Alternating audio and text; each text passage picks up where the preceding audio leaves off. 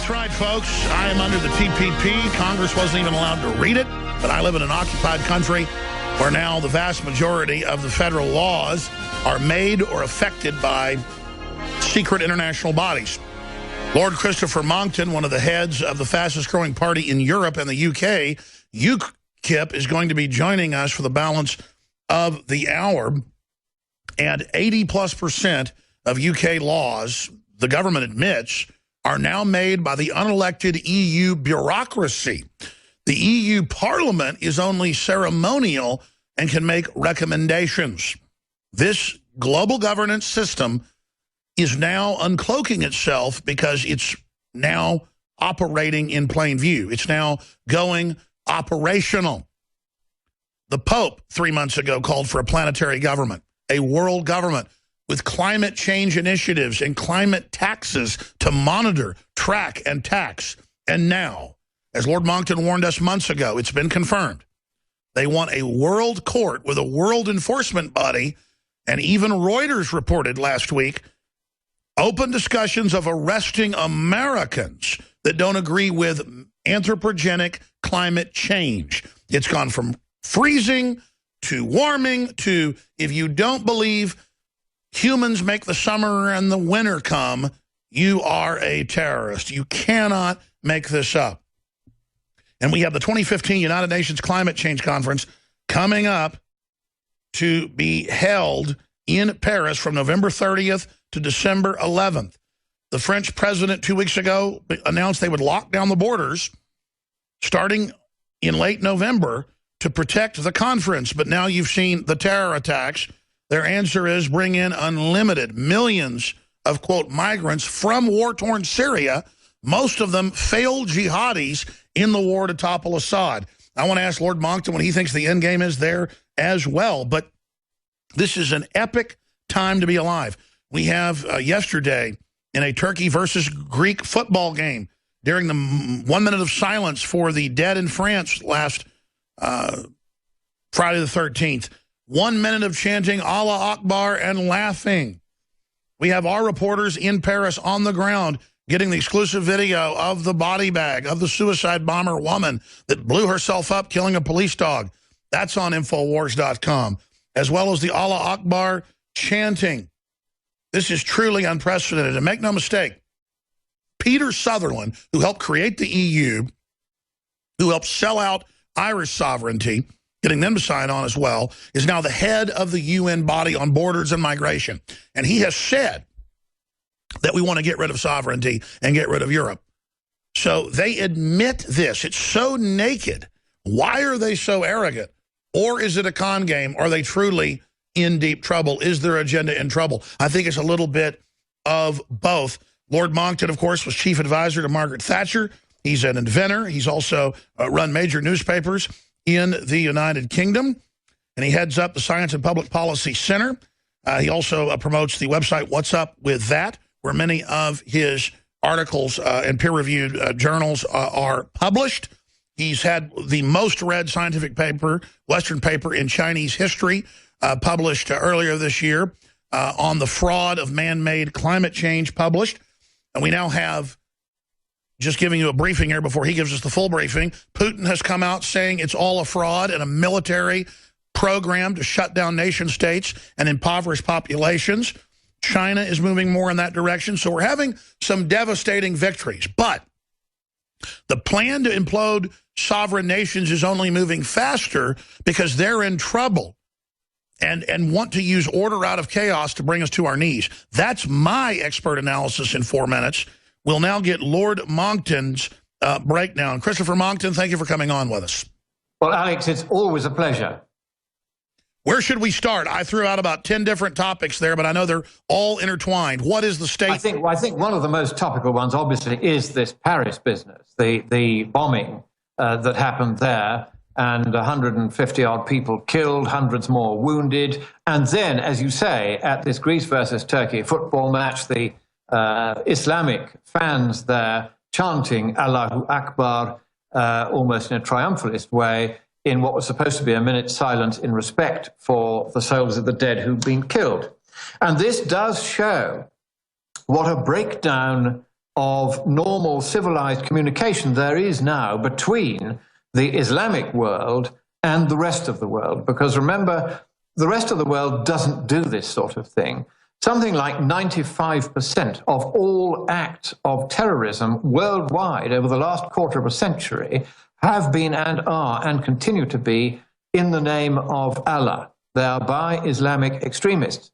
And the extraordinary thing is how seldom you hear leaders of Islam coming out and saying this is unacceptable, even after the latest real outrage in Paris against ordinary innocent civilians.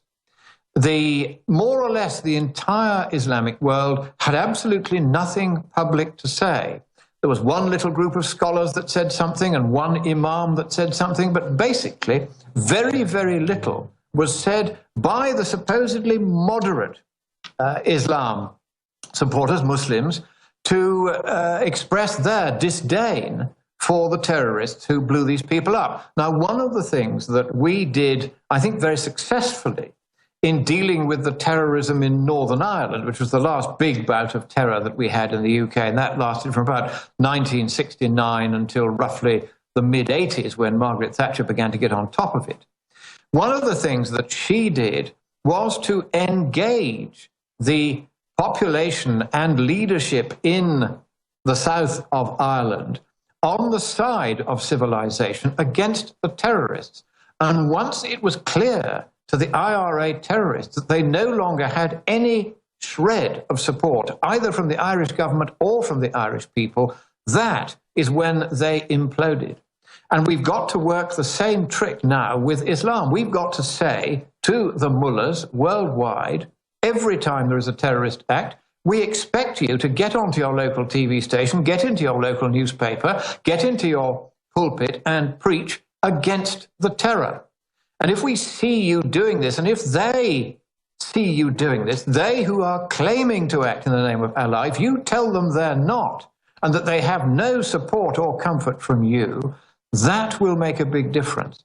I'm afraid we also have to point the finger here at Saudi Arabia, because through oil funding of the Wahhabist, very extreme Wahhabist sect, they have set up Wahhabist madrasas, which are schools for children, right across the Islamic crescent, all the way up through all the stands at the south end of Russia and up to Pakistan, and right across the Far East as well, in places like Singapore and Malaysia, which have heavy Islamic populations, all the way down through northern to Central Africa, again, heavy Islamic populations.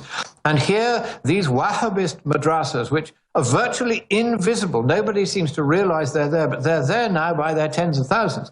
And in those madrasas, all they learn all day for 5 or 6 years is how to recite bits out of the Quran and how to hate the West.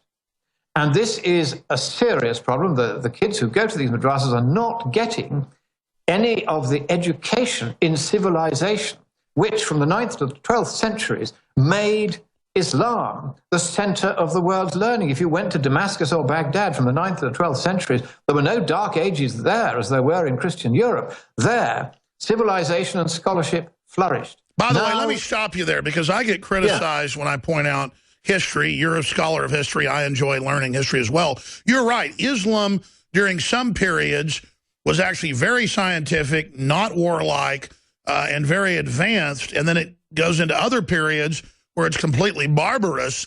And so there have been periods where the Middle East was a light in the world. How could we get back to that?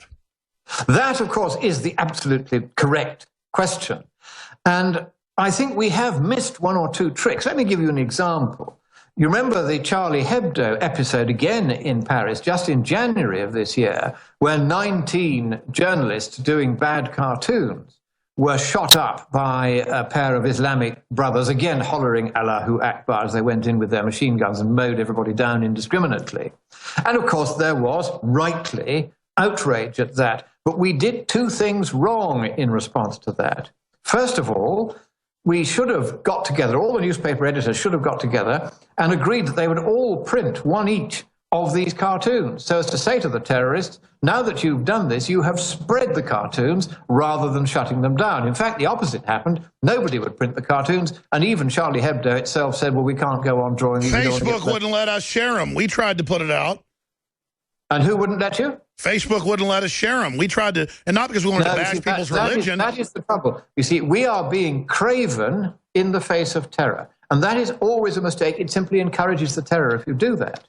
And in Britain, we had the same problem because the police were going around interviewing news agents where people have been trying to buy copies of Charlie Hebdo, asking for the names and addresses of the people who wanted to buy copies of Charlie Hebdo. That was completely the wrong response. But the other thing we got wrong, and this, if there are any of our Muslim brothers and sisters listening to this, let me say something that I think you would like me to say, and it's right that I should say it. I said this actually when I was preaching to the undergraduates in Churchill College Chapel at Cambridge just 2 weeks ago. And I said to them, look, the other trick we missed when the Charlie Hebdo thing happened is we didn't point out, as we should have done, that some of those cartoons, one or two of them, they weren't just bad, they were gratuitously offensive. They were deliberately, maliciously evil. They were really, really nasty cartoons. And they should not have been printed. Because they were so pornographic. Because it was combining pornography with insult to the deeply held beliefs of Muslims. And that is not appropriate. In any civilized society, that should not Sure, well, happen. it shouldn't be in a free newspaper put on newsstands. I know that. Stay right there, Lord Monkton. I want to ask you, what is the West thinking bringing in millions of radical Muslims when they know they're going to end up engaging in terror attacks? How does the political class intend to get away with that? We'll be back on the other side. Then we'll look at this huge UN conference, the most important ever, about to be held in Paris, coming up in just 12 days. Now, this is a short segment. A long 18-minute segment is coming up, and we will take some of your phone calls towards the end of Lord Monkton's interview with us. This huge UN summit, openly to cement world government, is coming up. We have exposed these conferences before. We have forced the mainstream media to cover it. And things like the Copenhagen Treaty and the Danish text and things like that have been shot down. In the past, they've tried to keep Lord Monkton out of the conferences. He's had to famously parachute in. This time, I'm told he's going to be part of the conference. So we'll speak about that in the next segment. But all of this is interconnected. Lord Monkton, finishing up on the situation in Paris, millions of Islamists coming in from areas just chock full of suicide bombers and radicals. We've already seen military bases attacked here, recruiting centers. Our media says it's not Islamic when it is.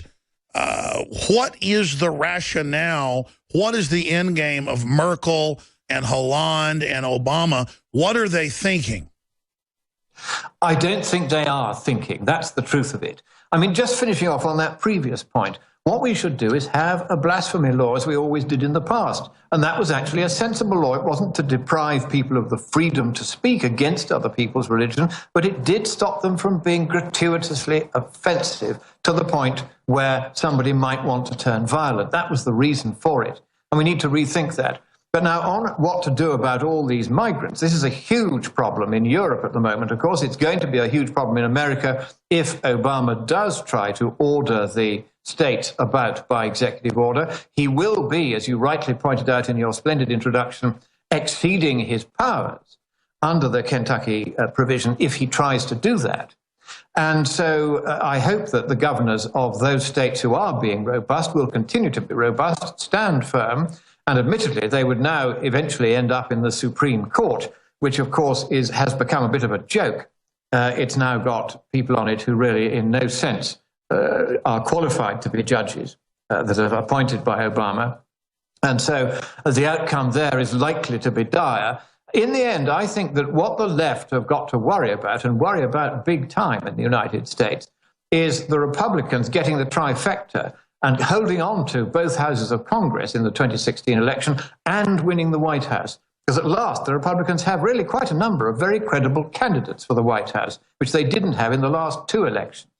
And so it could be that the Republicans take all three, in which case I hope the GOP will get up and running on this, because all they've got to do now is just slow Obama down and stop this. You've got a picture now of the tide of refugees pouring into Europe. And why has that happened? Because Europe abandoned the idea of policing its borders with its fellow European states. Only Britain, partly thanks to the existence of the English Channel and partly thanks to conservative members of Parliament, and of course now UKIP members of Parliament, who